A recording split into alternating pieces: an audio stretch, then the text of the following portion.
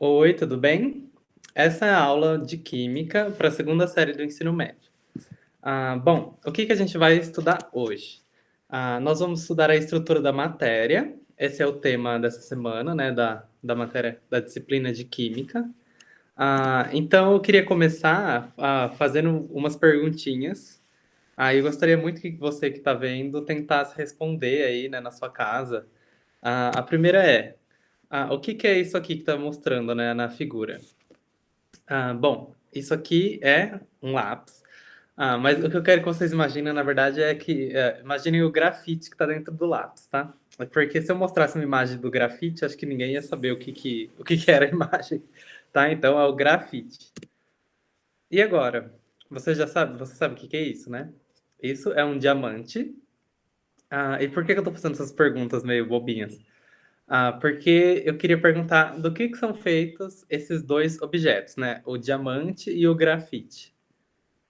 Você tem alguma ideia? Pense aí se você sabe a resposta. Eu vou falar a resposta, logicamente. Ah, Eles são feitos de carbono, do elemento carbono. Os dois, o grafite e o diamante, são feitos completamente de carbono, tá? E aí, né, essa é uma proposição inicial minha, de tentar entender, então, por que que será que o diamante apresenta propriedades tão diferentes da do grafite, né? O diamante não parece grafite, ninguém vai lá na loja comprar um anel de diamante e comprou um de grafite sem querer. Não tem nada a ver, assim, as características observáveis, né? O diamante é muito mais duro do que o grafite que quebra super fácil, enfim. Tem um monte de características super diferentes, né? E por que será que um composto feito 100% do mesmo elemento que o outro apresenta propriedades tão diferentes entre eles, né? Entre esses compostos? Por que eles têm essas propriedades diferentes? Pensem aí se vocês sabem a resposta disso, porque hoje o que a gente vai estudar vai ter muito a ver com isso, tá? Então, ó, até agora, né, se vocês verem a aula anterior, quem ainda não viu a aula anterior, que está aqui no meu canal, deem uma olhadinha. A gente estava vendo os átomos sozinhos, né, os modelos atômicos. Mas agora a gente vai começar a entender um pouco melhor os agrupamentos de átomos. Por quê? Porque na natureza, os átomos eles têm uma capacidade de se ligarem, né? E que é isso, essa ligação que os átomos fazem? É o que nós chamamos de ligação química. Então, uma parte muito importante da química é entender o que é a ligação química. É isso que a gente vai estudar hoje, tá? E eu quero tentar mostrar de uma maneira para vocês que vocês vejam que é importante entender esses conceitos, tá bom? Bom, então, uma pergunta que eu acho que raramente as pessoas se fazem, né? Por que que os átomos se ligam? Acho que a gente até sabe que os átomos se ligam, né? Que existem moléculas, enfim.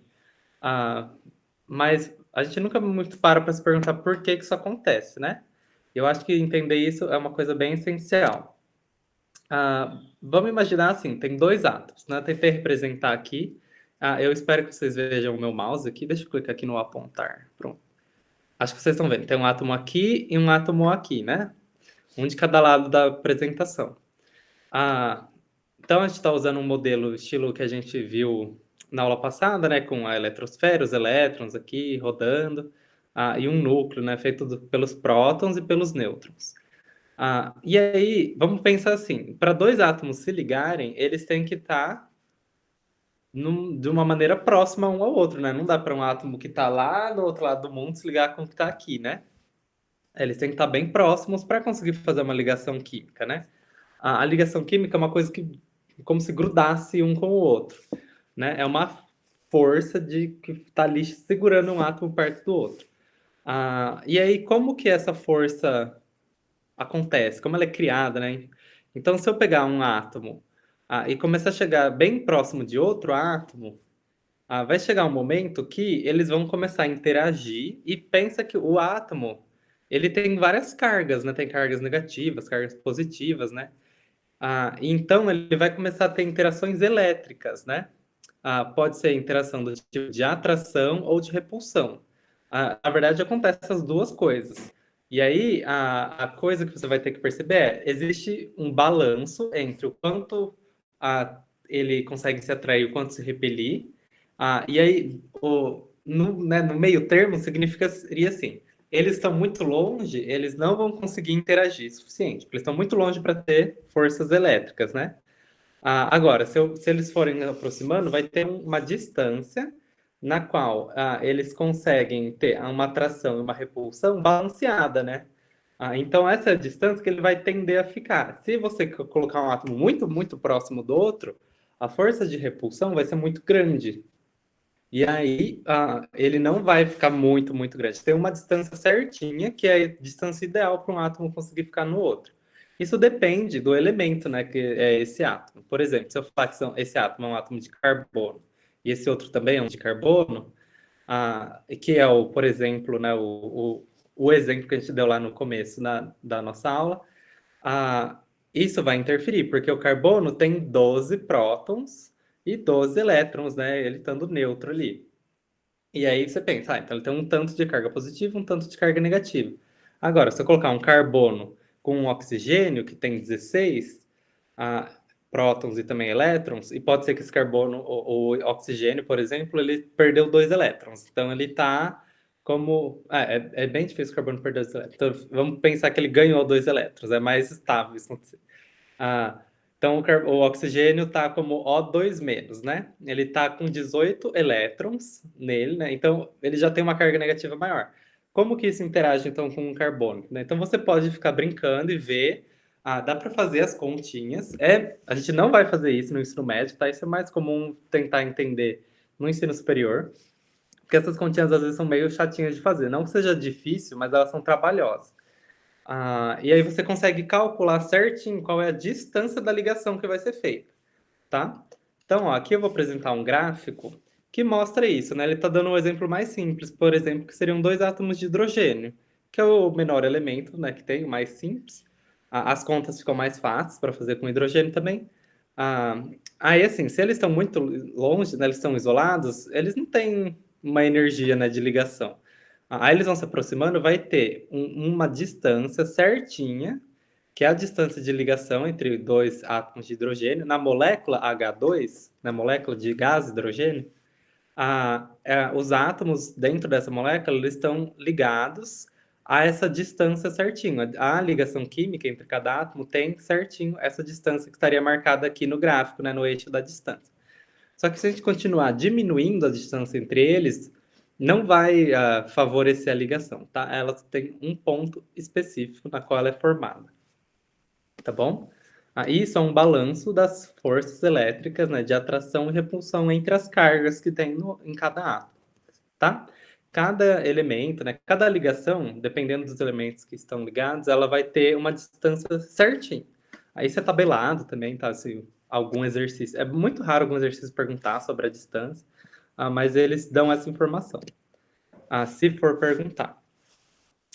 Bom, então aqui é outra representação, né, de 2 átomos separados. E aí, né, eles estão aqui mostrando uma representação da molécula de hidrogênio com a ligação, né? A ligação seria essa região entre cada átomo que está nessa cor mais vermelho vivo aqui, né? Então é mais ou menos isso, né? Eles vão fazer uma ligação, às vezes dá para representar como as eletrosferas, nessa parte mais exterior do átomo, juntas, né, como nesse modo, tá? Mas normalmente no dia a dia a gente representa, né? Acho que vocês já até viram. Se eu colocar o símbolo do hidrogênio, que é o H, um tracinho e outro H, né? Esse tracinho significa que é uma ligação entre esses 2 átomos, né? Então eu estou representando a molécula de H2, tá? Esse tracinho é a ligação química. E essa representação por tracinho, o nome dela chama a representação estrutural, né? Você pode colocar. Bom, então, né, agora que a gente entendeu que os átomos podem se ligar e até mais ou menos como que acontece essa ligação, o que que os átomos ligados formam, né? Os átomos ligados, eles vão formar uma infinidade de materiais. Por quê? Porque se eles não conseguissem se ligar, a gente só ia ter os elementos da tabela periódica puros na natureza. Então, tem uns 120 e poucos elementos, mais ou menos. Aí a gente teria só esse número né, de substâncias na natureza, mas na verdade a gente consegue recombinar esse número, né? Então eu posso ligar o fosfato com o hidrogênio, com o nitrogênio, com o ferro, sei lá. Eles conseguem todos se rearranjar de alguma maneira, formando várias substâncias químicas, tá? Das mais diversas possíveis, com as diversas características, coisas que a gente usa no nosso dia a dia, que a gente tem no nosso corpo, que a gente consome, né? A gente come nos alimentos, enfim. Isso tudo normalmente são essas substâncias. É muito, muito raro a gente ter. Pode ter também, mas é raro a gente ter elementos isolados, né? Bom, então aqui é uma representação de tudo quanto é coisa que dá para fazer com substâncias químicas, né? Com as ligações entre elementos e entre átomos, dá para fazer tudo isso. Tá, e aí vem essa indagação, que é uma coisa bem importante para a gente entender sobre as ligações químicas, né? Todas as ligações químicas são iguais, né? Esse átomo ligou com esse, aquele ligou com esse, com aquele, e essas ligações são iguais, idênticas, né? Na verdade, não, né? A distância entre elas variam, né? Tipo, dependendo dos elementos, pode variar a distância que essa ligação significa, né? A ligação, ela não é necessariamente só uma distância, mas assim, ela tem uma distância, né, entre um átomo e o outro. Ah, bom, acho que deu para entender, né? E a ideia é que não, as ligações químicas não são todas iguais. Existem algumas categorias, né, que a gente classifica, né, nas ligações químicas entre ligações covalentes ou moleculares, iônicas e metálicas, tá? Aqui é um mapinha, assim, que dá para ver, né, um resuminho. Isso daqui vocês podem fazer também, porque é bem legal para vocês estudarem, sabe? Faça um mapa com os conceitos, né? Coloque os tópicos, faça desenhos, representações. Isso é bem importante para vocês irem entendendo os conceitos. Bom, mas eu vou falar de cada uma, tá? Então, ó, uma coisa que a gente tem que ter claro é que ligações diferentes, elas vão resultar em propriedades diferentes. E por propriedades, eu digo até propriedades macroscópicas, as que a gente vê aqui, né, no nosso dia a dia. Então, entender essas ligações, qual ligação que faz, a gente consegue explicar os materiais e o mundo à nossa volta, perante ao entendimento dessas ligações, por exemplo.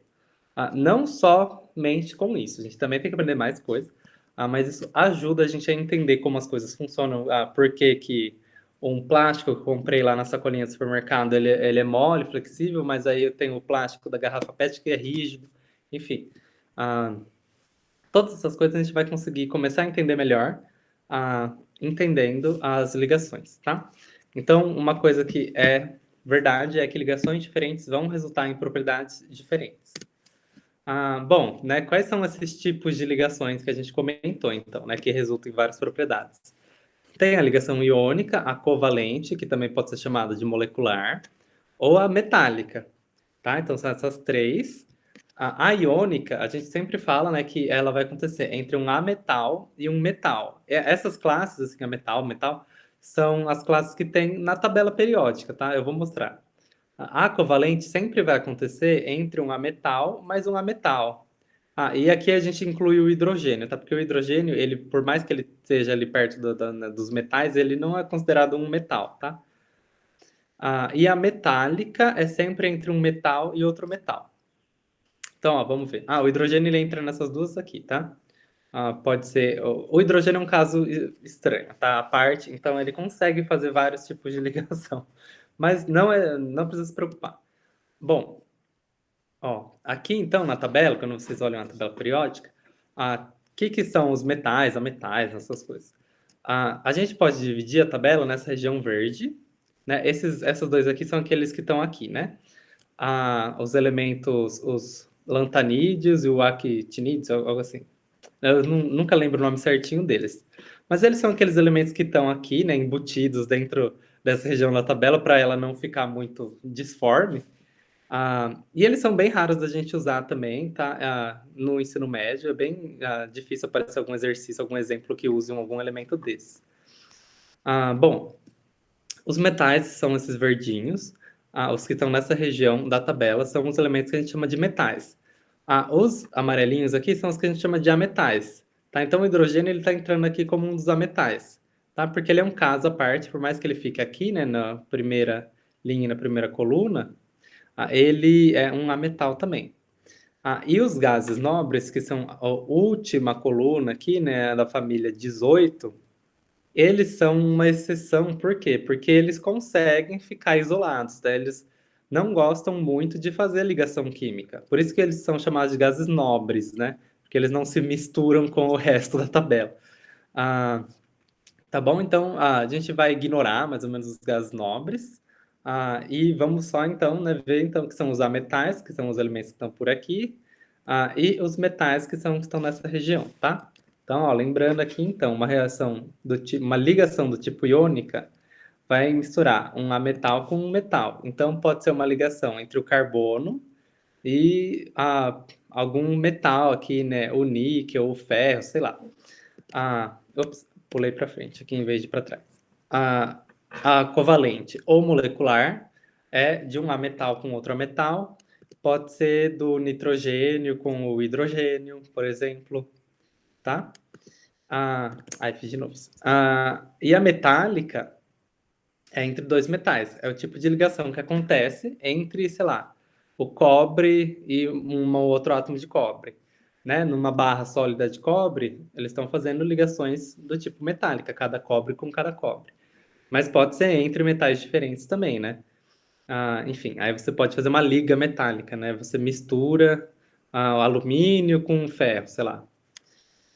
Enfim, deu para entender? Eu acho que é bem explicativo, né? É só você saber de qual categoria aquele elemento pertence para você saber qual vai ser a ligação química que ele vai estar fazendo, né? Que vai acontecer entre esses elementos que estão se ligando.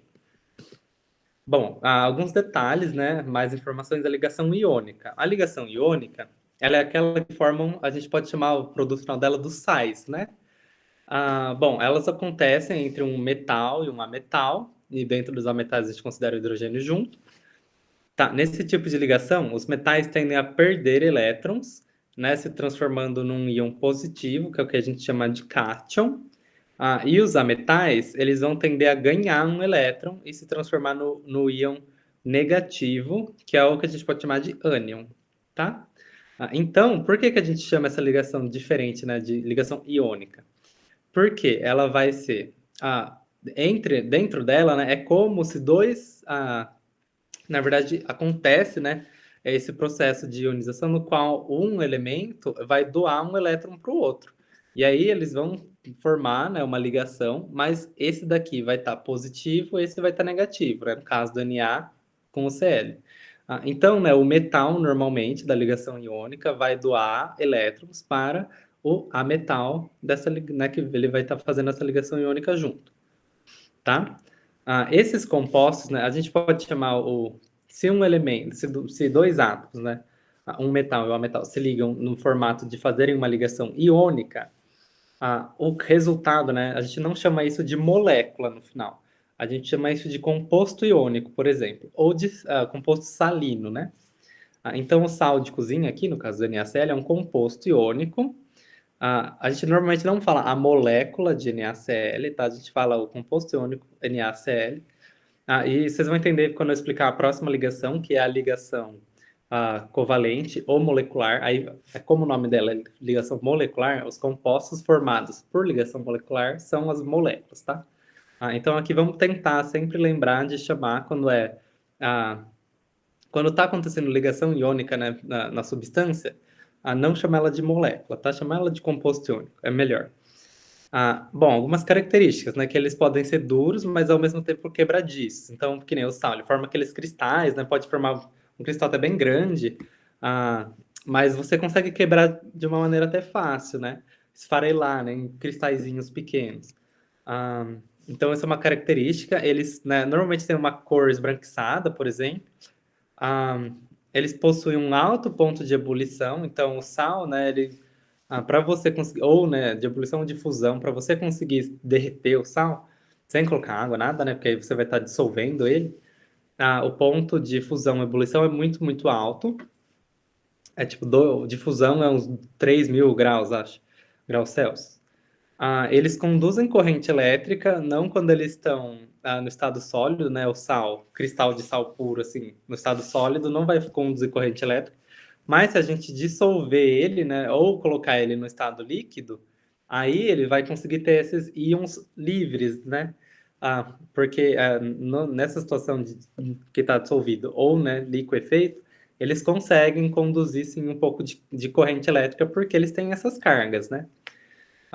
Bom, acho que deu para entender o que são né, os compostos iônicos, que são aqueles formados por ligação iônica.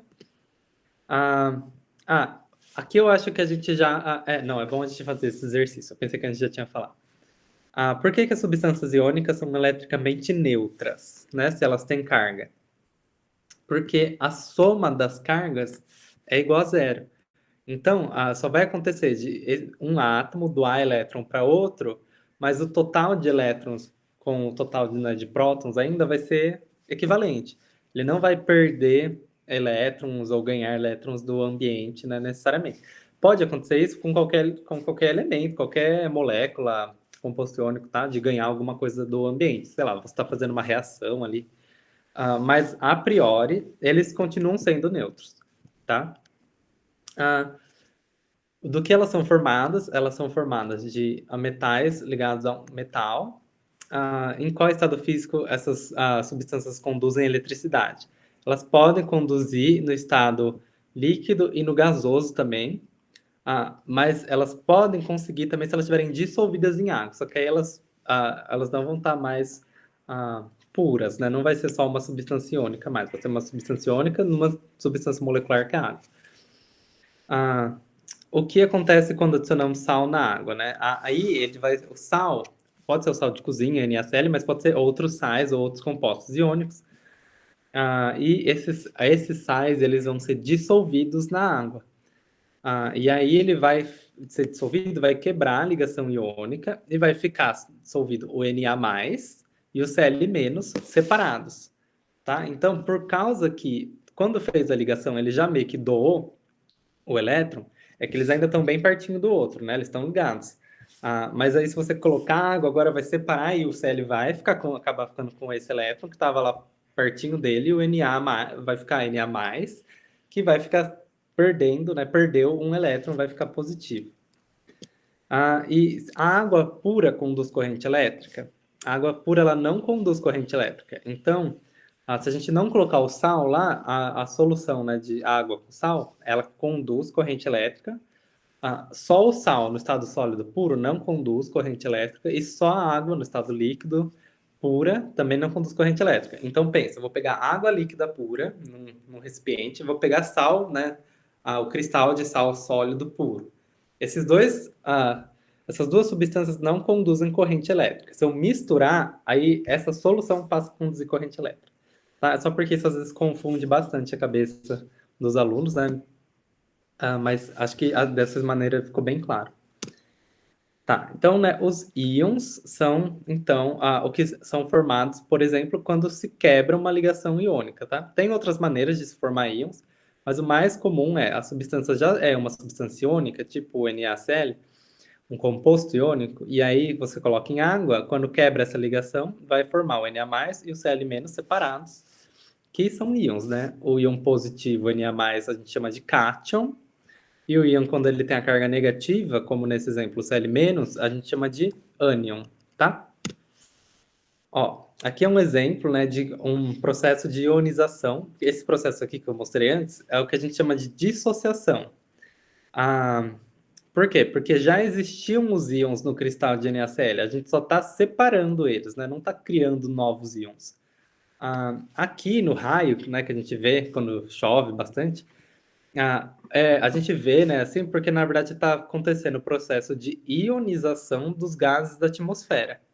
Os gases da atmosfera são compostos covalentes ou moleculares, não são compostos iônicos. Então, para eles quebrarem e formarem íons, a gente chama esse processo de ionização, tá? E precisa de muita energia. E quando isso acontece, ele também libera bastante energia depois que o processo acaba, no formato de luz. Por isso que a gente vê esse flash de luz bem forte, né? Bom, vamos. Aqui é outra representação, só para vocês né, terem bem explicadinho.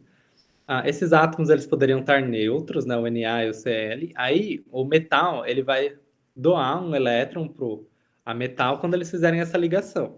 Aí eles vão ficar juntinhos, estáveis ali, fazendo uma ligação iônica. Se a gente colocar, por exemplo, na água e separar eles em íons,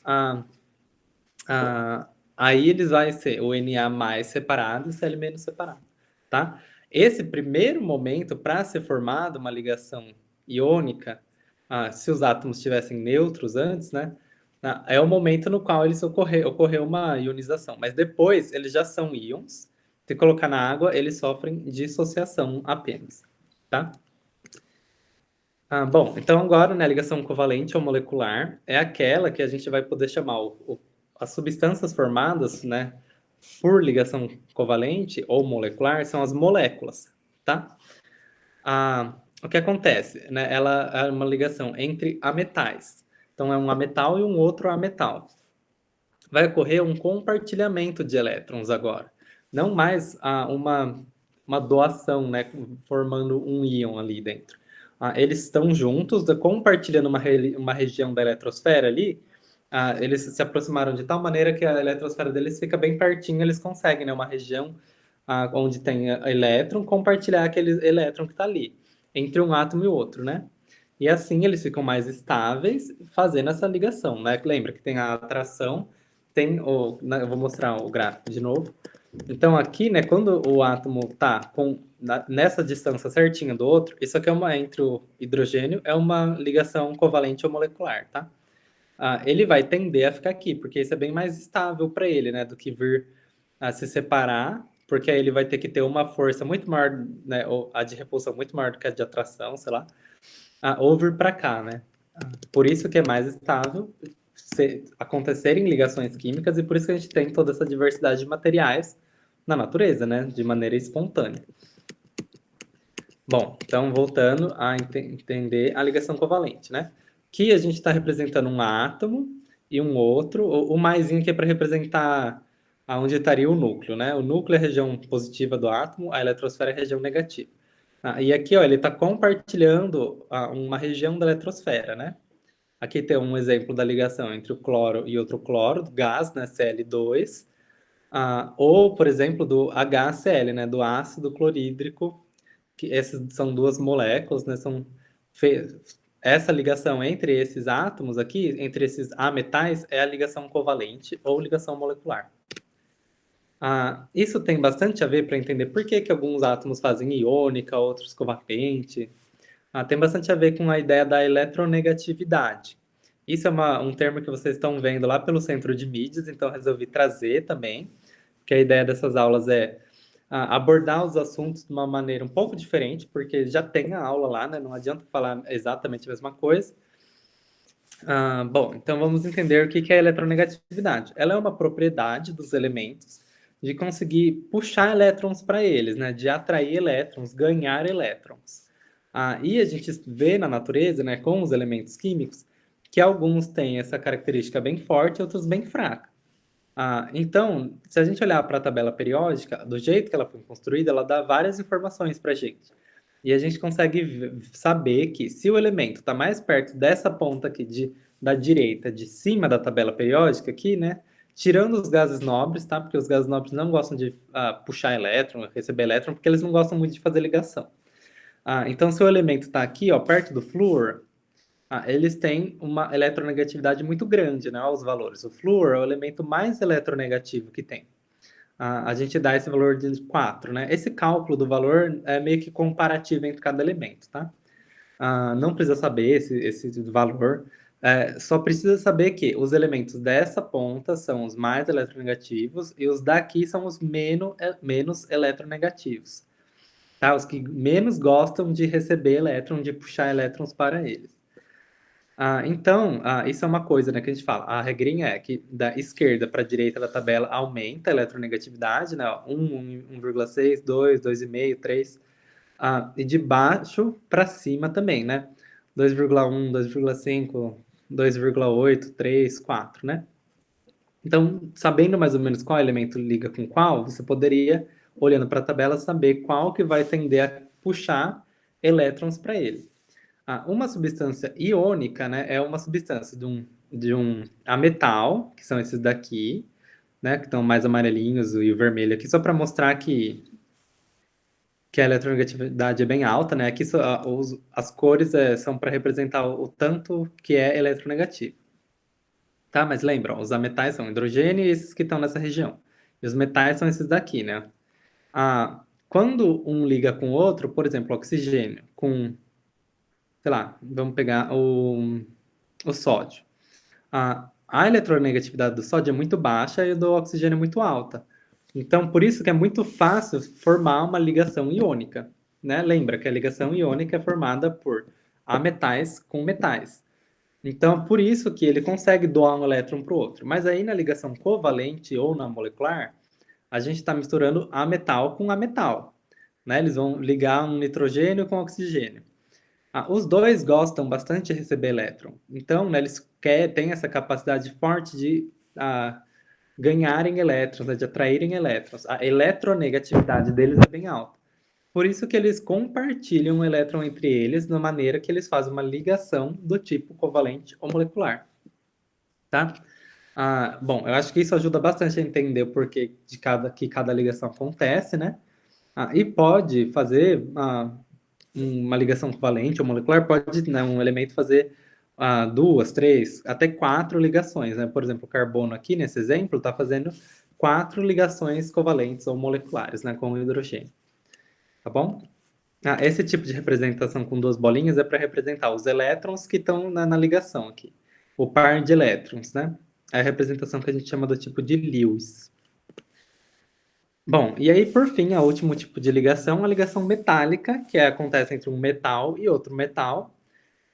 Ela vai ser... eu esqueci de colocar aqui, gente, desculpa. Antes de ir para a metálica, quais são as características das moléculas, dos compostos covalentes, né, ou moleculares?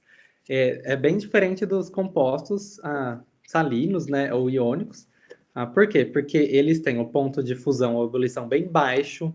Então, por exemplo, a gasolina, o álcool, né, que a gente tem, a água. A água a 100 graus ela já está no estado gasoso, né? A zero ela já está passando do sólido para o líquido. O sal, se a gente for pensar, o sal de cozinha é 3.000 graus para ele passar do sólido para o líquido, né? Para o gasoso, então, nem sei mais ou menos quanto que é, mas é bem, bem alto. Os compostos moleculares também, né? Então, eles têm o ponto de fusão e ebulição bem baixo. Tem uma grande, grande variação das características, né? Não são... eles podem ser rígidos, mas é mais raro, mas podem também. Por quê? Porque tem essa capacidade de fazer muitas ligações, né? Então depende muito como que isso vai acontecer, mas eles podem ser muito rígidos ou não. Enfim, eles podem ser transparentes, podem ser coloridos, opacos. Eles são, eu diria assim, a parte que tem mais variação, talvez. Então é fácil você saber, mais ou menos olhando para alguma coisa, se ela pode ser um sal ou um composto iônico, né? E diferenciar de um composto covalente ou molecular. Bom, a ligação metálica, que é a última ligação que a gente vai estudar nas ligações, também depois a gente vai ver quais são as características macroscópicas que os compostos metálicos possuem, né? Que também é bem diferente. A gente consegue olhar para um material e saber se ele é metálico ou não, na maioria das vezes. Óbvio que tem um material ou outro que é difícil, mas de maneira geral, essas ligações resultam em propriedades macroscópicas bem diferentes. Tá, então vamos lá. Uma ligação metálica é uma ligação entre um metal e um outro metal. Aí o que acontece os metais, eles, né, lembra, eles têm eletronegatividade baixa, né? Então eles não ligam muito para atrair o elétron para eles. O que acontece eles chegam próximos uns dos outros, mas eles conseguem liberar elétrons, né, para se estabilizar quando estão todos bem próximos. E eles formam o que a gente chama aqui, de mar de elétrons livres, né? Essa é uma representação, né, que ficam vários elétrons basicamente livres, assim, na região entre esses átomos, né? Ele não sabe de qual átomo ele é. Então fica, por isso que os metais, por exemplo, a gente vai ver que uma característica é que eles conduzem corrente elétrica no estado sólido. Então, lembra que os iônicos não conduziam no estado sólido, conduziam depois, se a gente, né, colocasse na água ou deixasse eles líquidos, porque eles têm carga dentro deles, né? Eles são íons. Os metais não são iônicos, né? Mas eles conseguem conduzir porque eles têm essa característica do mar de elétrons que é formado num composto metálico, né? Quando metais se ligam. Ah, bom, os compostos covalentes ou moleculares, né, o que a gente estudou agora no meio, antes do metálico, eles também não conduzem corrente elétrica. Então, os metais são os melhores para conduzir corrente elétrica. Por isso que a gente usa fio de cobre na nossa casa, enfim, tá? Acho que deu para entender uma das características. Eles formam essas estruturas bem bonitas, assim, né? Todas organizadinhas quando tem a ligação metálica. Essa é uma característica.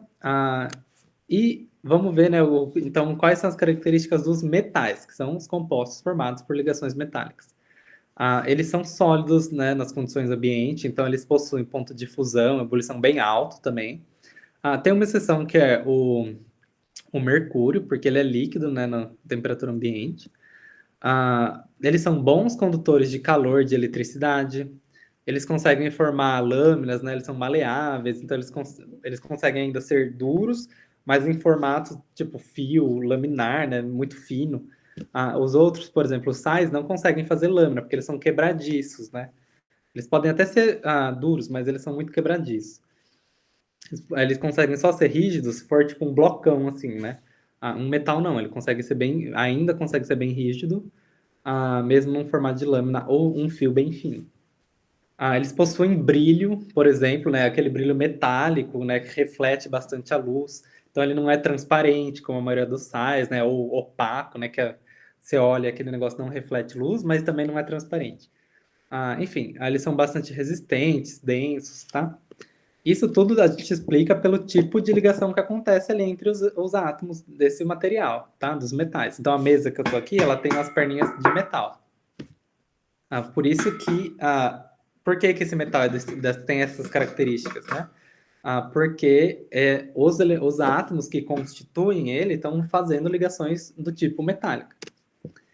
Aí eu queria propor esse desafio para vocês, né? Se vocês quiserem aprender bastante, como que a gente demonstra em casa que substâncias que possuem, né, o tipo de ligação química diferente vão ter propriedades diferentes, né? Como que a gente mostra que o tipo de ligação química, ou seja, pode ser iônica, molecular, metálica, vai resultar em propriedades diferentes. Vocês têm alguma ideia de como a gente poderia fazer isso em casa de uma maneira bem simples, né? Um pequeno experimento? Que eu tô falando, vocês podem duvidar do que eu tô falando. Falar, eu acho que isso aí é tudo mentira, né? Nada a ver. E, gente, não é mentira, tá? A ciência toda concorda com isso há muito tempo, construção de todos os estudos e experimentos. Mas vamos testar, a gente pode testar em casa. O bom da ciência é que ela não é dogmática, né? A gente pode questionar, inclusive ela se questiona o tempo inteiro para avançar, e a gente pode testar. Bom, vocês podem usar esses materiais, por exemplo, né, sal de cozinha, água, colocar água num copo e uma borracha, por exemplo. E um jeito de mostrar, bem fácil, né? O nosso objetivo vai ser mostrar que ligações diferentes, né, resultam em propriedades diferentes. Com esses 4 materiais que eu acredito que vocês vão ter na casa de vocês, né, uma borracha que vocês usam para apagar o lápis, um copinho com água e um pouco de sal de cozinha, dá para mostrar isso por um pequeno experimento que seria: pega a borracha, coloca ela dentro da água com um copo, né, no copo que tem a água dentro dele, né? O que será que vai acontecer quando a gente colocar a borracha lá? Não vai acontecer nada, né? A borracha vai ficar lá dentro, parada, ela não vai dissolver, não vai hidratar, não vai absorver a água, não vai acontecer nada. Aí você pode tirar a borracha, seca ela, porque ela vai estar molhada por fora, né? Óbvio. Mas aí, e agora, se você colocar o sal de cozinha na água, coloca, né, uma pitada lá com o saleiro, o que vai acontecer? O sal que a gente via ali, né, tá, vários cristalzinhos de sal, ele é meio esbranquiçado, né? Vai colocar na água. Talvez, às vezes, se você colocar muito, você tem que dar uma agitadinha para ajudar a acelerar o processo de dissolução. Mas ele vai dissolver e vai sumir, né? Ele não sumiu, não foi pro além terra. Ele só tá dissolvido agora ali dentro da água, não tá mais naquela estrutura iônica, né, de cristal, opaco, tudo. Ele tá agora como íons livres dentro da água. E aí, olha a diferença de você colocar um composto que é a borracha. A borracha é um composto molecular, um composto covalente, e um composto iônico, só fazer um experimento simples de colocar na água. Então, mostra como que a gente consegue, como que as ligações químicas que cada substância possui, né, dentro dela, se uma substância é constituída sei lá, de ametais ligados entre si por ligações covalentes, né, que um ametal com outro metal vai fazer ligação covalente, ele vai ter várias propriedades. Mas agora, se essa substância ela é constituída de um ametal com metal, por exemplo, um sal de cozinha, que possui ligações do tipo iônica, ela vai possuir várias outras propriedades.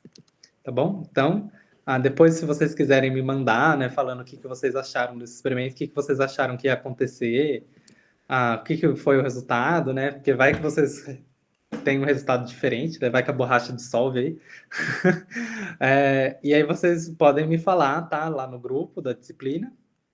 Então, ó, aqui de novo, apresentando a esqueminha, que vocês podem depois parar o vídeo, passar no caderno de vocês, tá? Porque às vezes são vários detalhes, né? A primeira vez ouvindo, vocês não vão saber tudo de cabeça, assim.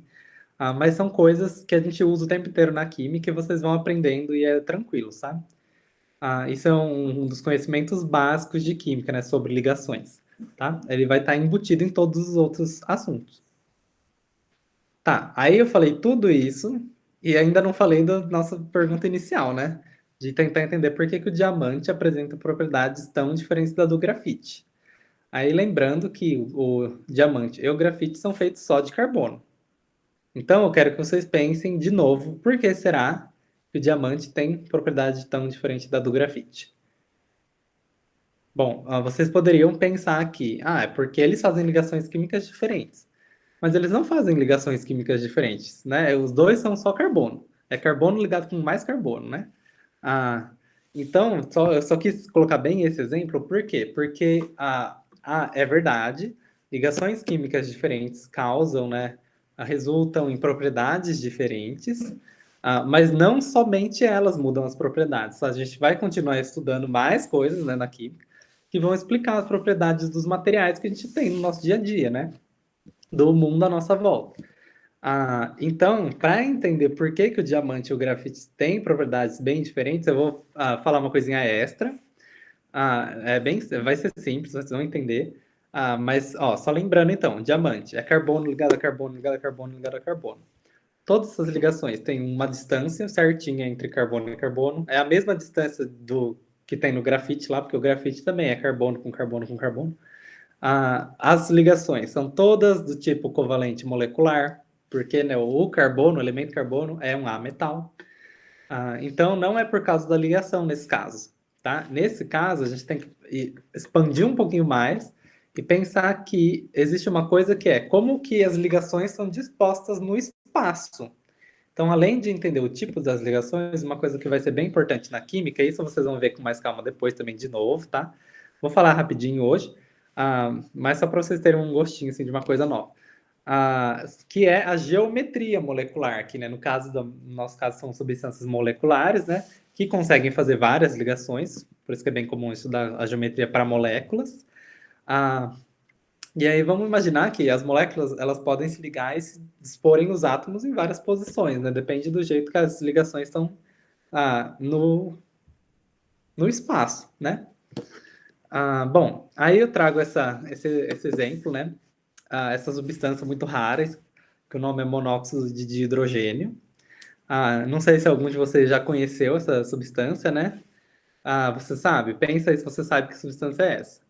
Esse é o nome chique que ninguém usa para água. Por que, que é monóxido de hidrogênio? Porque um oxigênio, um óxido, monóxido de dois hidrogênios, monóxido de hidrogênio, é o nome científico da água. Não precisa decorar esse nome, tá? Eu só trouxe de curiosidade. A água, ela faz essa ligação assim, né? Tipo, os átomos vão estar dispostos assim, a hidrogênio ligado a um oxigênio, e esse oxigênio está ligado a mais um hidrogênio, né? Na verdade, ela não se liga dessa maneira, né? Que está mostrado em A, né? A água a disposição no espaço dela é assim, com um ângulo, como está mostrado aqui em B. Então, isso aqui está errado. O jeito que a água tá é assim, ó. Tá? Isso a gente pode discutir mais numa aula futura, quero só mostrar alguns exemplos para vocês, tá? Então, a gente tem que, às vezes, entender como que as ligações estão no espaço também, para compreender melhor como explicar os compostos, né? As propriedades macroscópicas, que são as que a gente vê aqui, né? Tipo, a minha mesa é sólida, ela é opaca, ela tem uma dureza tal, ela, né? Se eu pegar um diamante, ele é mais duro do que minha mesa, ele vai riscar ela, enfim. Ah, bom, tem o dióxido de carbono, que é o CO2. Ele, no caso, já é linear, sim, né? Essa é a representação dele. O metano, que é o CH4, carbono fazendo 4 ligações com hidrogênios, ele tem essa disposição assim, ó, parece, a gente chama isso de tetraedro, né? Que é uma pirâmide de 4 triângulos, né? Com a base triangular também. Bom, tem o ciclo hexano, que ele é um ciclo, né? São 6 carbonos ligados entre si, com hidrogênios também, ligando a hidrogênios. Ele forma tipo uma cadeirinha. Enfim, isso estou mostrando por quê? Porque para mostrar que os compostos moleculares covalentes têm uma diversidade de formatos no espaço que eles conseguem adquirir, né, bastante. Os metálicos, eles ficam sempre daquele jeito bonitinho de cristal, né, metálico, que a gente viu aqui para trás. Eu não vou voltar lá, mas eles são bem certinhos, assim. Os compostos salinos também, né? Já os moleculares, eles conseguem ser bem diversos. E por isso que o mesmo elemento ligado a ele mesmo várias vezes, né, no carbono, né, no grafite, carbono, carbono, carbono, carbono. No diamante também é carbono, carbono, carbono, carbono. Por isso que eles conseguem ter propriedades tão diferentes, mesmo sendo o mesmo elemento, o mesmo tipo de ligação. Por quê? Porque o grafite, ele, né, os átomos de carbono estão dispostos nesse formato, né, de casinha de abelha, assim, né, de hexágonos, mas num formato de várias lâminas de hexágono. E aí, quando você risca, você vai depositando, né, essa lâmina de um pouquinho do grafite na folha. Aí você vai deixando um rastro de grafite ali, né, se você atrita. Você consegue ir arrancando essas pequenas lâminas de carbono que formam o grafite. Já o diamante, que é super duro, né? Uma das substâncias mais duras conhecidas pelo homem, né? Que se usa em broca para fazer um poço lá que vai buscar petróleo.